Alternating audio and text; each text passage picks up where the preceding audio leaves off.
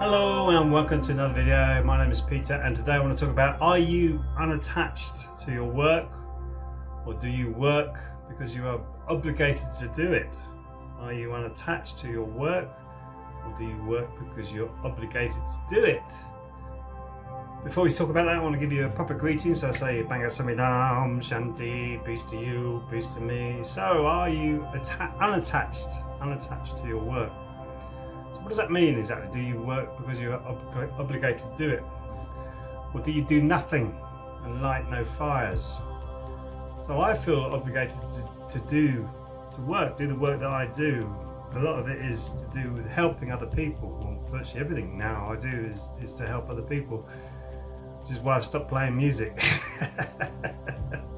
No, I haven't stopped playing music. People do get a lot out of my songs, so I carry on that, but there's more important work to be done than writing music, I feel, for me to express myself.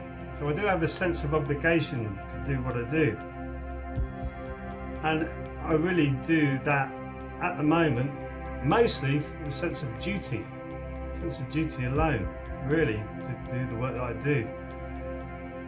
I feel a duty to run this YouTube channel and keep reaching out to people with what I've learned and how I perceive the world, and how I would like other people to raise their vibration and raise themselves up to become more conscious human beings, so they can live a better and more fulfilling life and really start to detach from the matrix.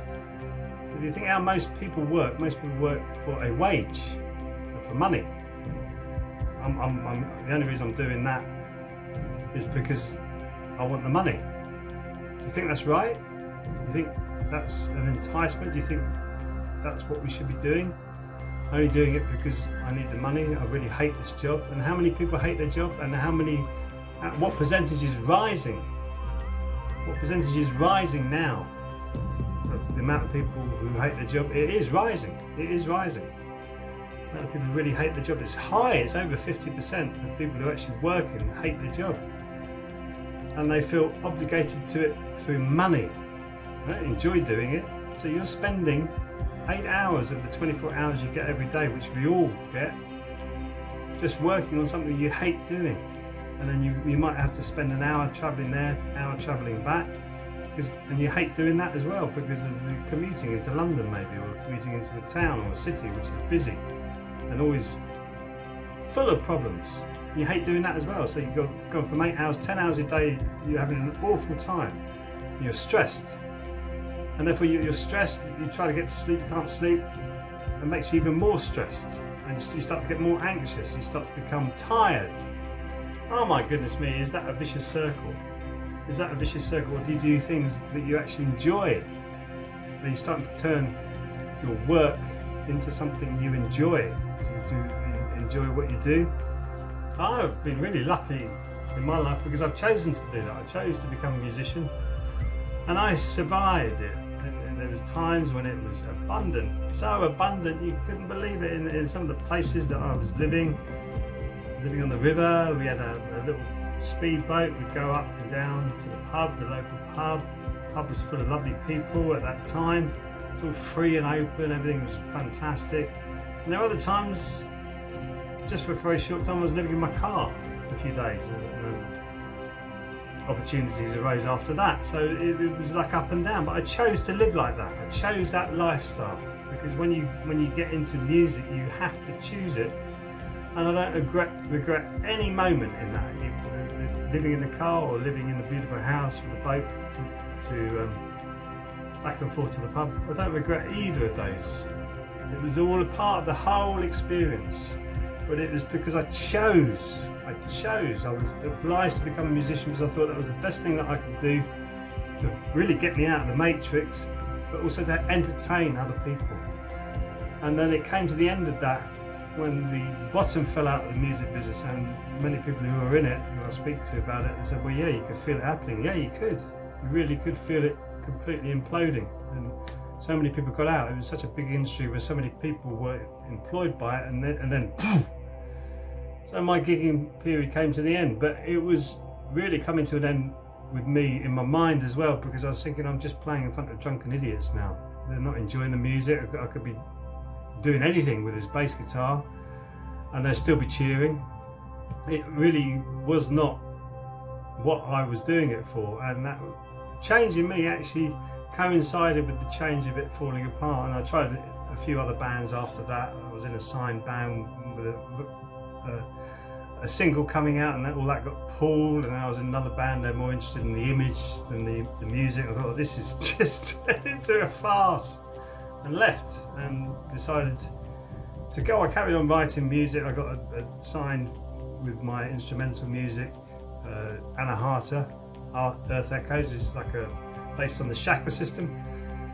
But I loved all of that. I loved doing all of it, but the live work started to not be right for me, and writing music was, but then we released the album and sales just plummeted because people are, well, it was on a Russian website, you could download it for free, so why are people going to buy it? There you go. So I changed direction, became a Qigong instructor, so becoming a very unhealthy way of living to a very healthy way of living. That was fantastic. So I'm attached to that now, and that's again, I'm surviving on that. On the money that I make from that, I am surviving on it, and it's going to grow as I get deeper into this layers of consciousness. It becomes my passion to see, well, where is this going? Where is this going? This is phenomenal. Where is this going? This search inside of me. Where is this actually going to take me? And I hope it takes me home. Well, I know it's going to take me home, and I know it's going to raise my vibration, and I'm doing it because I feel I'm obligated to do it, not because for the money. I feel this is part of why I'm here on this planet, is to share this knowledge. So I do most of this work that I do, especially this YouTube channel. Don't get anything for it. Hey, that's fine though. You know, I know the money will come. Whatever you put the hours in, usually about 10,000 hours, the money will come. That becomes a fair exchange of energy. But when you first start with any of these things, your passion, you have to work hard at it. And the major part of the work is actually on yourself, really deeply on yourself. I call it cleansing the diamond in the Tao philosophy, cleansing the diamond, living the middle way, not being sucked in by the goodness or sucked in by the badness. You live in the middle way so that you see everything. And of course you want to be kind and generous and benevolent to everything. Of course you do, because your diamond starts to shine, but you're not swayed by all this material world that we live in. And therefore you're starting to light fires around you, light the fires within people around you. So many people are doing nothing and lighting no fires around them, and like a stagnant pond, it will start to die. And of course you'll have the parasites and the lower organisms coming in and thriving in that, but you can't go near it because it will kill you, because it's stagnant and it will not good for you. You have mosquitoes there with malaria, they'll sting you, bite you, whatever, and you'll die. So anything that stagnates, not good. So if you're stagnating, not changing the cycle that you're in, going into a job that you really hate, that needs to change for your sake, nobody else's, your sake. Find another way of making money, and that's hard. But that is, once you find your passion, what you're really passionate about, go and do that. Learn to make me better at all of this stuff that I do. I've been through many things, like Toastmasters. I was president of Epsom Speakers. Goodness me, if you'd said that when I was a musician, I would have said, no way, I wouldn't do anything funny like that. But it was brilliant because I was out there speaking every week, public speaking, getting in front of people, talking, speaking my truth, telling them this is how I feel, this is what I see of the world, and they were saying, wow, we're all going to get our pitchforks up and storm Parliament. You know, obviously not, but they were caught with my passion. My passion for this is to say, we can do this, we can change this, and we can. So find work that you're not attached to but you love doing, and you can walk away from it and start something else, and then try and get that to make you have a living with it. And that's really the key. So you can do something outside of the matrix where you're living with your true self and you're making money out of it. Just dip in. You can dip into the matrix and come back out. Don't live with it. Don't believe in all this publicity with the superstar idols and all this kind of stuff, and the governments being overbearing. No, you want to break away from that? I hope you can. I would really I feel bad for the people who are having these cycles and not breaking their cycles, but you can break them. So if you are in that cycle and you're listening to this, do it. Come and try the Qigong classes for a few months. See how that raises your consciousness, raises your body awareness, raises your internal ki energy, and you'll see a difference in your life. You really will. So thank you for watching this video. Try the Qigong classes, and I'll see you in the next video with a big smile. So